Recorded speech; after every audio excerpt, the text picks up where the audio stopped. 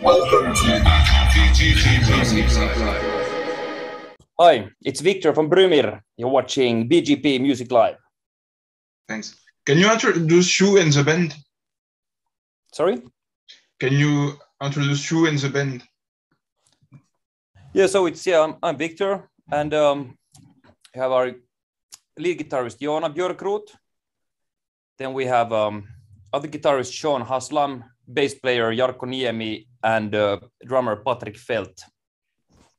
That is Brymir. And you signed recently in Napalm Records? Yeah, we're really happy to join the team. Finally, to have a bigger European label, which can help us to kind of open the door to the market. Before this was a small label? Yeah, we were on some smaller labels, and we did a lot of everything ourselves. We've been kind of a self-sufficient or do-it-yourself kind of band for a long time. So it's really nice to finally get more help with marketing and these things. Okay, like more show in Europe, in France. Sorry. We will be able to do more show in Europe. Yeah, we can finally probably get some or more tours. We have one tour coming, and otherwise to get marketing in Europe. It's been really difficult to kind of, when we were alone, to find a opening. And for France too? For France, yeah, definitely. Cool. So your new album will be released on 26th of August. What are the topics of the album? Well, Voices in the Sky, the title track talks about this kind of frustration of being stuck in at home, because 2019 was our best year. We were touring with some of our favorite artists, and we had a great year. And then when COVID came, it just all ends. And Voice in the Sky is about being craving, having a missing to travel and missing to be on tour. So basically the album name Voice in the Sky refers to Voices in the Sky is the legendary metal names, and we want to join them, to be with them, with the voices in the sky, and tour the world and drink beers. This is what the title track is about, but there are many themes in the album, and many of the themes are somehow about travel, and also some songs about how cruel human beings are to each other, because there's been a lot of evil going on recently. Okay. I thought the clip of Voices in the Sky talked about blind wars, like World War II. Small go to war and... No, it's just it was the vision of the director of the video. He wanted to also to bring this kind of, to be free from hate and from frustration, which is also an underlying theme there, but he wanted to bring this out.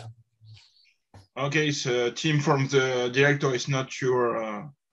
No, he had even interpretation, because Void in the Sky, it can also, because we wanted to be free from kind of this prison of COVID to go touring, but it can also relate to be free from whatever makes you imprisoned, like your own feelings or your anxiety or your fear. Okay. Because the director show different soldier about time. Okay. Yeah, he had this, I wanted to show this like this kind of, if you're like stuck for generations and generations in some kind of cycle of hatred or anxiety or evil, to break free from this. I see, like the cycle of evolution will repeat always the same. Yeah. Okay. Yeah. Can you talk to me about your creative process and composing process? Yeah. Well, because I don't really play guitar, or I play very badly guitar. So my creative process for many years been based around what I'm good at, which is studio work and programming and MIDI and synthesizers and stuff like this. So I've been programming my melodies. I get a melody in my head, and then I program it, just a simple version of it. And then before I used to send the tracks, then I send these melodies to guitar players and they can see how to make riffs from this. But then already at the same time, I start writing the drums and these things. This is why like albums before, they have much more orchestration and much more synthesizer. Because now in the new album, I more started like, okay, because I can play guitar slowly. So I started to, when I write the first kind of demo melody with the synthesizer, then I can myself take guitar and slowly, play the riff and then just edit up together, and make it. So that's why the new album has much more kind of raw sound and more heavy guitars and more like, it's more kind of metal sound, because I already in the creative process, I started bringing in the guitar, from day one. And then from there, slowly, it often takes quite a long time that I make a few parts, maybe like 1-2 minutes of song, and then, how do I do the C part? And then I start working on the next song and the next song. And then maybe 1 year later, I find, hey, now I find solution. And then I maybe combine two things or something. And usually from the beginning, I already have a kind of a name for the song or a theme for the song, but I still write the lyrics. They usually come very late when I'm finished with the song. Then, okay, now I make the vocals. And then of course, always something changing here and there, but usually it's like this, that I get one word or one theme combined with one melody, and then I start building, and then the lyrics come later. Okay, so you write the lyric after? Yeah, usually. But I usually have like 1 or 2 words, the most important words are usually like in the beginning. So like my first demo name of the song is sometimes the same as the final song. Okay, so like the bridge of the song for the vocal. Yeah. And this album seems more angrier than Wing of Fire, the previous album. Yeah, it's more, it's a bit different kind of expression. Also, we were really angry and frustrated when we were making the new record, and you can really hear in the sound. Also, you can see it in the cover art that it's like it's much more darker. And we also wanted to bring more in elements, from, because this we were making this folk metal thing and this kind of orchestral approach. And now in this record, we had courage to bring in some more brutal things to make it a bit mix up the sound of Brymir to something that we like identify today. Because also musicians, your taste change, along the years. When we were younger, we were listening more to folk metal, then more melodic, like symphonic black metal, and now recently I've been listening lots to death metal, and you can hear this. This album is straight as fuck, like a constant battle or a journey. Yeah, it's brutal. The previous, like just a journey, not a battle, Yeah. Yeah, it's more raw expression in so many ways. Also, like, yeah, drums are sounding less like more natural kind of drum sound is one thing that came with this. I wanted to sound that the music coming from the band more, because it used to be more like this, so many layers and synthesizers and things. Now it's like you can always hear the band is playing, the most important element. Yes, and the drum part are amazing. Very raw, very straight. Yeah. I'm really happy with how the drums became this album. How did he goes to this play for the drum? For this, I don't know, like the direction. I don't know, like it just somehow when you work together for a long time, you kind of learn which kind of things work. Which things work for the drummer, what work for the songs. So it just becomes more natural to write drum parts which work more naturally. But of course, our sound is modern, so you have to make some triggering and some layering and also chopping and editing and things like this. But it's much more easier now to make drums from beginning to sound like how we want, because we just developed this kind of cooperation with the guys. And you write also the orchestration? Yeah, yeah. What did you use? Like a xylophone at one moment? Huh? Yeah, there's the whole, like, I have a symphonic library with all the instruments, so you can put some xylophones or trumpets and flutes and whatever you want, you know. But for this album, I was using much less distant than before. One reason also because it takes so much time to program these small things. And right now I'm in a creative state where I want to make more, like, you know, paint with a big brush, not so much details. But sometimes you go a bit crazy. I put xylophone here. I prefer this way when it's straight, not so much layer, you know, like you say, being painting. Yeah, simply. Same here. Faster. Yeah, but it's also it takes more courage to make this kind of music. Like, maybe also before we were like, when you work yourself, when you write the music and then you make you record and everything yourself, then you get like a bit crazy, like, is it good enough? Like, you hear it 1,000 times and you get frustrated and you think, okay, I have to add something, I put something more, it gets better. But in reality, it gets less. So now with these songs, you were like, you know, more confident with this. So then, just put the guitar, drums, it's enough, you know. I want to see this song on a gig, you know.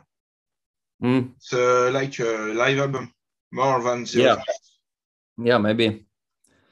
But we're gonna start touring now more, so maybe after a couple of tours, we can play these songs so well that we can actually make a live album, because our songs are pretty hard to play live. Can you talk to me about the song Rift Between Us?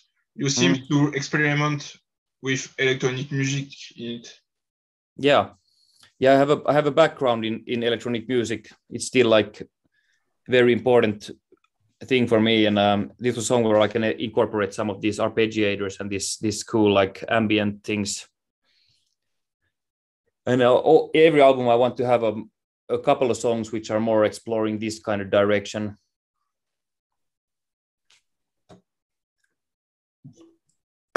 Yeah. And did you do some pack for the release of the album, like a vinyl LP? Yeah, there will be vinyl LP will be coming. It's our first time that we print vinyls.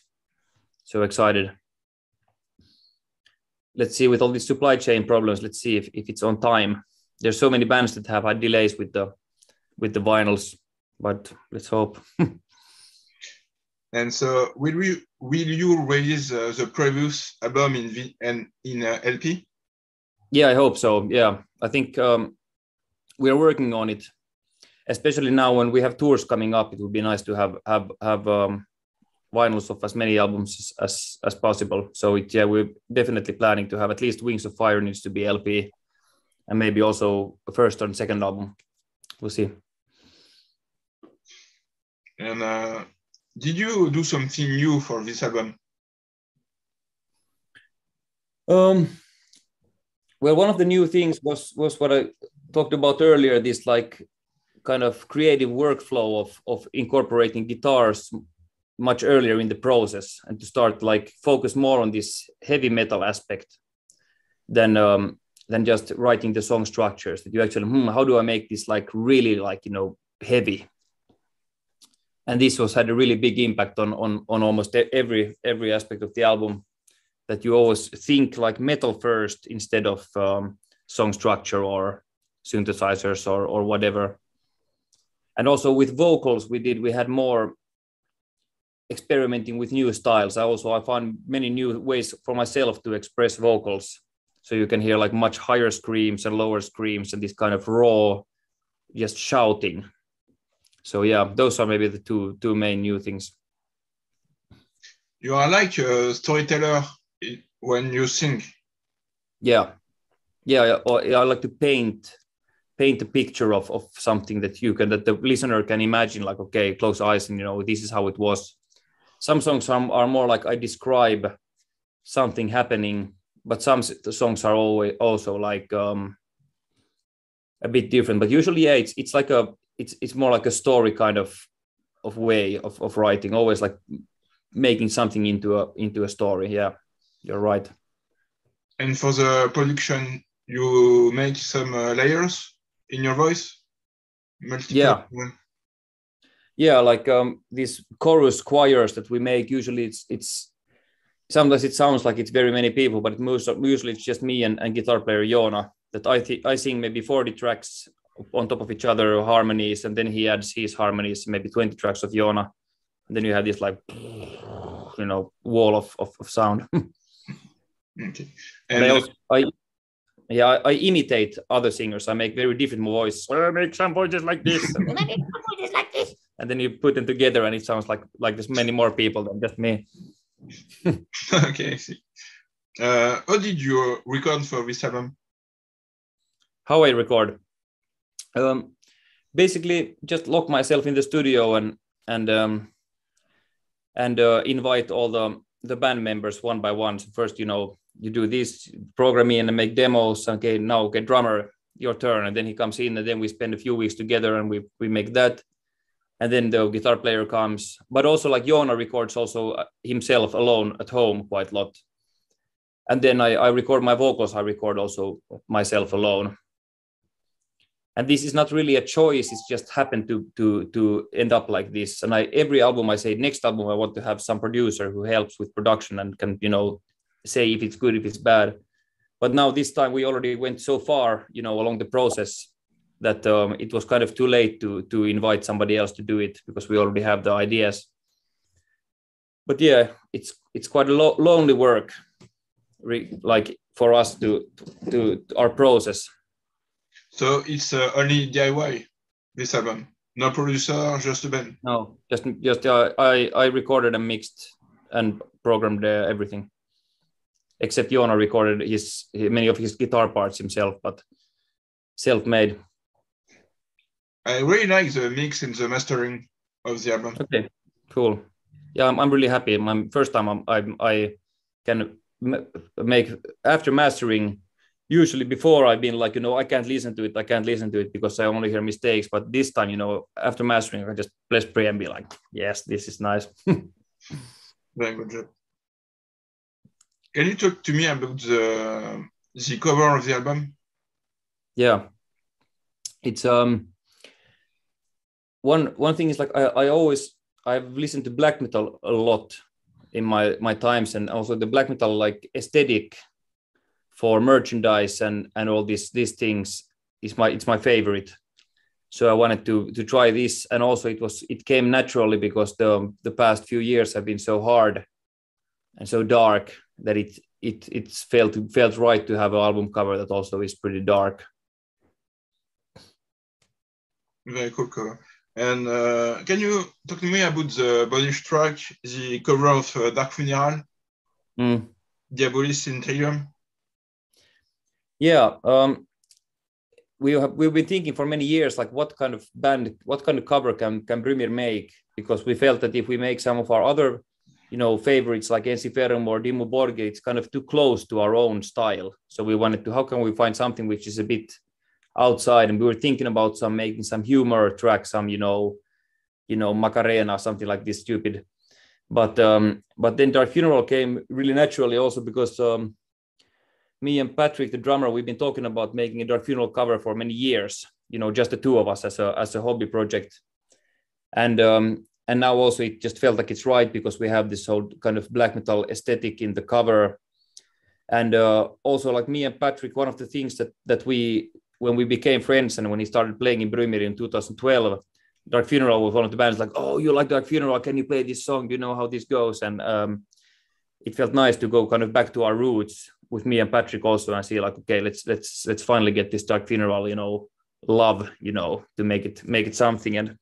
And it's nice to put the Brymir like stamp on it also because, you know, we are Brymir and we want to show where we come from. I need 4-track CDs for Brymir with this style, you know. Yeah. Maybe we were talking make an EP like short release, maybe just like 4 songs of that. I'm really interested in exploring this thing to instead of always making albums to make like, okay, because I feel personally if I have to make an album, it can take 3 years because you have to make so many things and everything has to work together like well. But if you can release just 3 songs, okay, now we have 3 black metal songs, let's put this out. Now we have 3 folk metal songs, now we can make folk metal EP. So this is a maybe thing to explore in the future, how we can make like this kind of more short packages with exploring different kinds of styles. So yeah, good idea. Yeah. I like the set list. All the CDs flow at itself from the beginning to the end. Yeah, happy to hear. Yeah, we've never been like a concept album band, but it's important to, when you have an album, that it works as a whole thing. That is not just one track, and it's nice for us that it actually works out, because we mix so many different styles that sometimes when you're writing the songs, like how can we ever fit these songs together? But then you find some way, maybe it's from the mixing or maybe it's from making some intros or something, but we made it again. And how come the acoustic intro for Voices in the Sky? We love the sound of acoustic guitar, and also because we sometimes we're not anymore like a folk metal band, but sometimes we want to like somehow make this kind of traditional instruments and something. So acoustic guitar is, I think, the best way how to bring this kind of a little bit folk vibe and like traditional instrument vibe without like going full power and bring in the like, you know, the flutes and this shit, you know, proper folk stuff.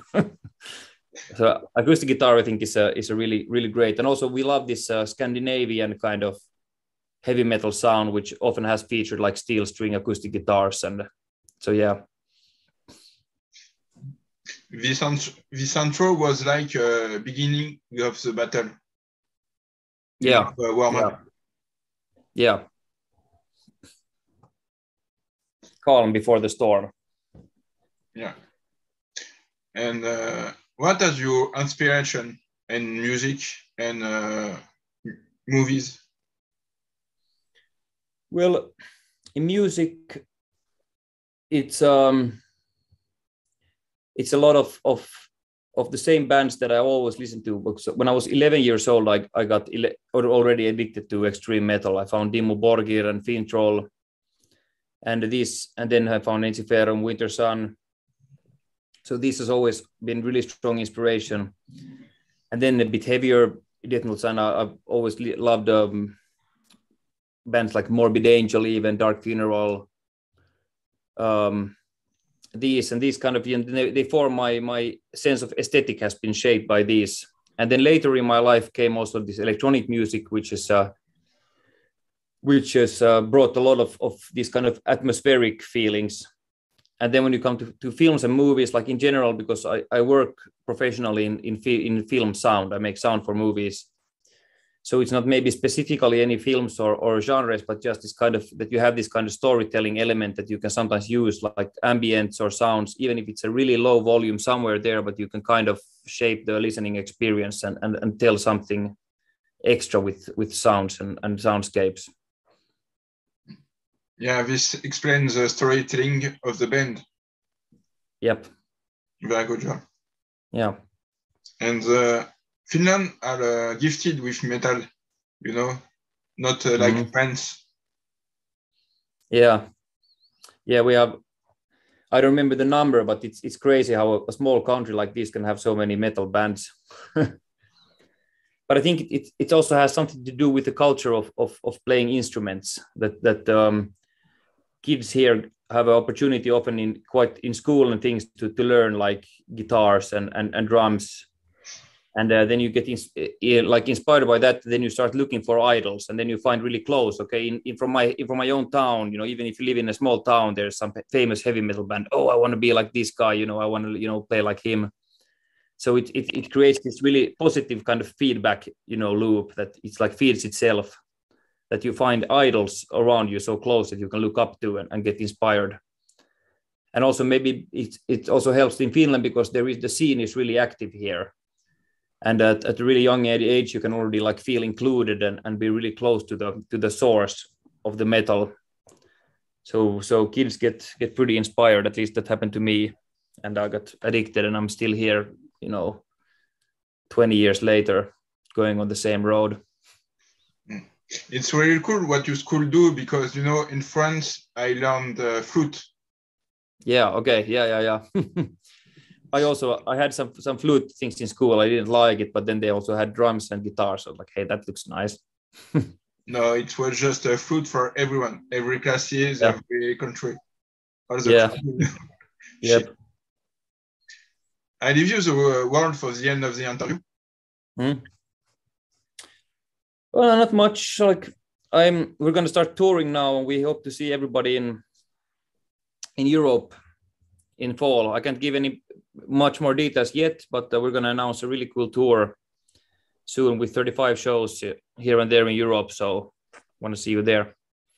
Okay. Thanks for the interview. Thanks, man. And maybe Cheers. see you in tour. Bye. Yeah, I think we will be in France. So, see you later. See you later. Thanks. Ciao.